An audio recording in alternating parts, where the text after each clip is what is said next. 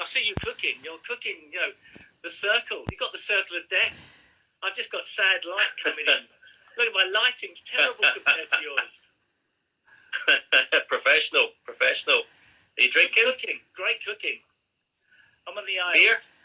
Yeah, I thought so. I told everyone you'd be on the beer.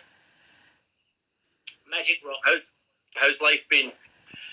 It's been okay. It's a bit like being retired as a snooker player and not having anything to do. Oh, wait a minute. Yeah. There you go. Can you cope with boredom?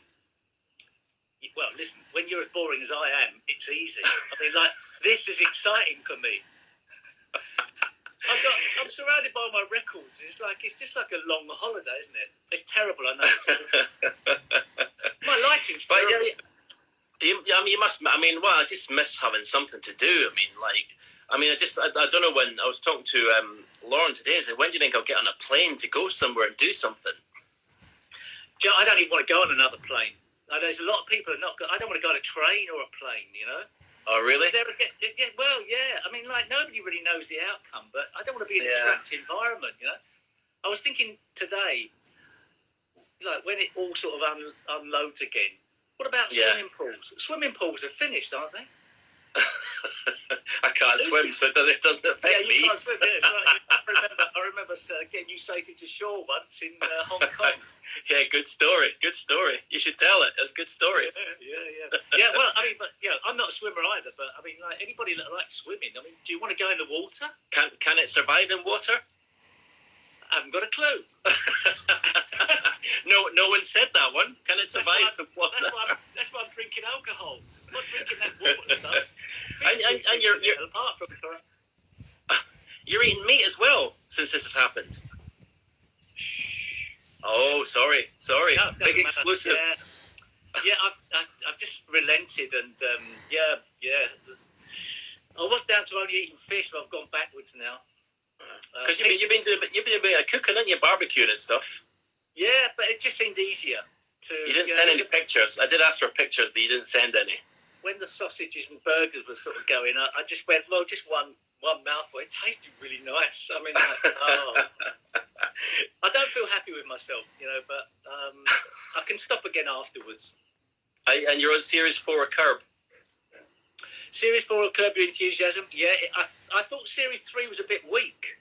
What Series 3? Which one is 3 again? It comes after 2. It's before 4. Yeah, that's right. That's right. One, yeah. 3 is 3's the one. What's the one where he's rehearsing for the play for the producers? What's that one? 4. That's 4. That's 4, is it? Well, at the end of 3, Ben Stiller's involved and gets his eye out, and I think then 4 starts.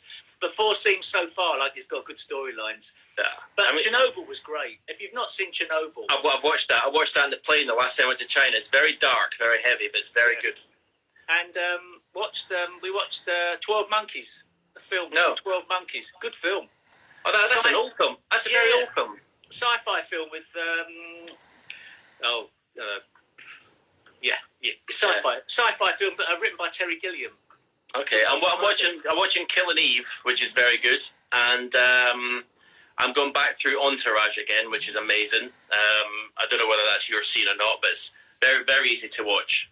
Very, very good. Have you been watching the snooker?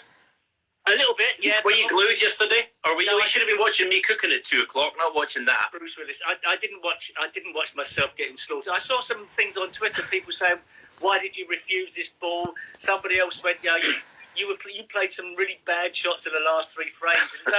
It was so long ago to even remember, but I didn't want to watch it because I just didn't. I tell you what, Dennis's face again. on that subject, Neil Robertson has asked you a question. He sent it to me. Yep. And he says, when you were playing that cut black at 17-17, did you originally get down on the right line of the shot, then change your mind on the potting angle? No. He's gone in very deep. No, my memories of it were just cut it in, and I heard Neil Fold saying it's a natural in-off in the yellow pocket. I've got to be honest, there's room for manoeuvre when it comes to potting a ball into a pocket, as I showed by missing it by so far. But I couldn't play it slower to avoid. I just had to go for it and cut it quite thin. I had no plan other than to try and stop myself shaking. I think, but if you look at that frame and you look at the whole match, I mean, it was a game that was exciting but littered with some mistakes. So we were all, we were our nerve endings have been shot, so anything could happen. I mean, Dennis was going for trebles in the last frame. Well, I mean, as I said before, it wasn't the century break made in the final. It was bitty snooker between two people that sort of got under pressure on the last day and played some. Yeah, it was exciting, but sometimes sport can be. It doesn't have to be the best to be exciting. Sometimes mistake-ridden sport can sometimes be more, more entertaining in some way. What about that? If I do pot the black and I go off in the yellow pocket, that's an even worse. That's the worst way to win. Oh, that's horrible. That's horrible. Now what happens? I mean, the whole world might have changed. That nothing would have been the same. Nothing would have been the same because it's a butterfly moment. If you're Dennis, do you want to be world champion like that? I mean, well, I suppose you do. I suppose. I'd have taken it. I do apologise. I do apologise to all the people in the chat room, and not looking at your shit, Snoop. Not looking at the chatting as it's going through. So hopefully you've got questions already answered. But there's some good questions coming through already. Yeah. Look at this. You're very popular. You're very popular, and I've got them all written down. It's nice to see you've trimmed your beard for this. Well, I know it was getting a bit embarrassing actually. I thought when me and Matt Selt had a bet on, he was growing his hair. And I was growing my beard. Now, you know he's bald. He's bald anyway. Well, he shaved his head. So, I mean, it was looking horrendous. So he bailed out first. But I kept on going. But it was, I seen myself, I done Ronnie last week. I seen myself and it was just horrific. You got it caught in your spatula yesterday. Yeah. It was starting to drip. When I was getting down, it was starting to drip in the food. So it wasn't good. It wasn't hygienic. So are you ready for these then? Yeah, go for it. So we've got a real mixture. I sent you one. What was it? Nugget likes chicken nuggets or something. That was. But I suppose you don't eat chicken nuggets, do you? I can't imagine you eating chicken nuggets. But I was quite maybe Glastonbury, do you? You had a heavy night. I was quite pleased when I stopped eating meat that I was never going to eat chicken again. So I'm drawing the line at chicken. Someone's asked for the swimming story in Hong Kong, so I'll tell it. We were in an invitation tournament in Hong Kong. In what would it be? The late 80s, would it be? Yeah, something like that. And a friend of Jimmy White's had a boat, and after the final, which we'd gone out drinking and everything, and he decided to take us out to this island on this boat, a beautiful big yacht, wasn't it? Big boat.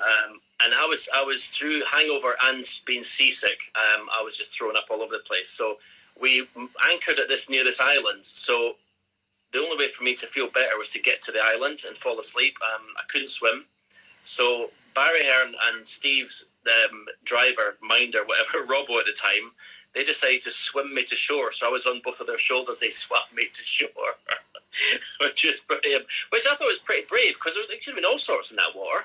Yeah, exactly. And then Jimmy told the guy he wanted to use a speedboat. Yeah, and he took you on it. He took me for a drive in a speedboat. I've never been so frightened in my life. The cornering was amazing. I don't think at the time Jimmy drove, so his speedboat driving wasn't any better. And I said, look, I don't want to be in this, but I'm scared. He scared the life out of me, let alone on the snooker table. He scared the life out of me in a speedboat off of island Hong Kong. So I said, drop me off at the shore where you were. But he got the propeller stuck in the sand. He sunk it. And then it went sideways. The boat went sideways. The waves started coming in, and the water went in the speedboat and sunk it. And then the rest of the day was spent trying to get the speedboat up and out of the water. So we had to lift the anchor up. The boat had to go out to sea while we dragged the speedboat back out. And the guy who owned the boat was bailing out the speedboat from inside the speedboat while we were dragging it out, so it got up in the air. And we had to then get you back to shore, back to the boat. Meanwhile, I'd fallen asleep on the beach and I got sunburn on one side of my face. That's what I feel like at the moment. Anyway, let's kick off with these. So this is from these names. I can never pronounce these names. So this is from Dai Fai or something. Was there a moment when you knew your period of domination was over? I don't know if you mentioned any names, but just it's a general thing. I think it took me a little time to accept that I was struggling to play you, because it was a question somebody asked recently about, when I lost to Dennis Taylor in the final. Do I think I lost it or did Dennis win it? But you always blame yourself. You never say the other guy's great. You always blame yourself.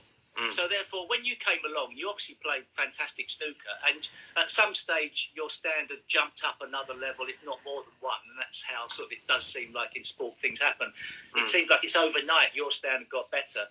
So initially, it wasn't that I thought you were great. I thought I was doing something wrong. So the first phase of, say, your domination of the 90s was me blaming myself for bad technique. Why is my cue not going through straight? All the problems I'm sure you know. Absolutely. To creep into your game. So it took, the denial is always there as well. That's why I thought it was good when Ronnie came along, how you accepted Ronnie's was going to be a great player, whereas I didn't accept you were going to be a great player to start with. And it took me most of the 90s to, I would say, finally come to terms with the fact I was no longer the total cutting edge. And I was fighting the losing battle, but obviously still had good moments as well. But obviously the floodgates opened as well. It wasn't just you. The standard was getting better as well. So I was getting beaten by more and more players who were coming through. So it's a slow dawning, and that erodes your confidence over time. So it's not one moment. I think most of the 90s was me slowly coming to terms with the fact that the standard had caught up with me and had overtaken to some degree. Obviously, I was still one of the best players, but but still not dominant, not as dominant as I was pleased to win matches instead of expecting to win them. Yeah, no, I know that. Yeah, I empathise with that completely. Harvey _Andrews 06. What do you miss most about playing snooker?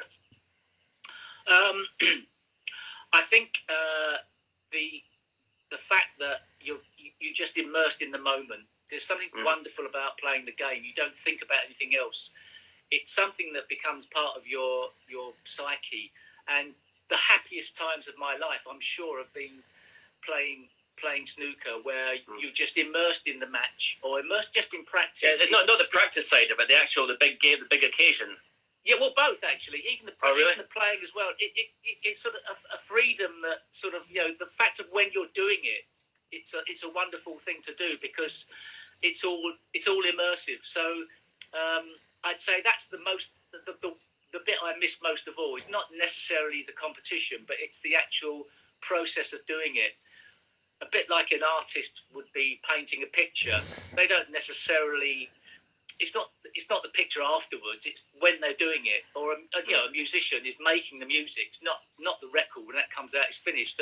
So whether it's matches or practice, the actual process I thought was wonderful, and your brain's just totally 100%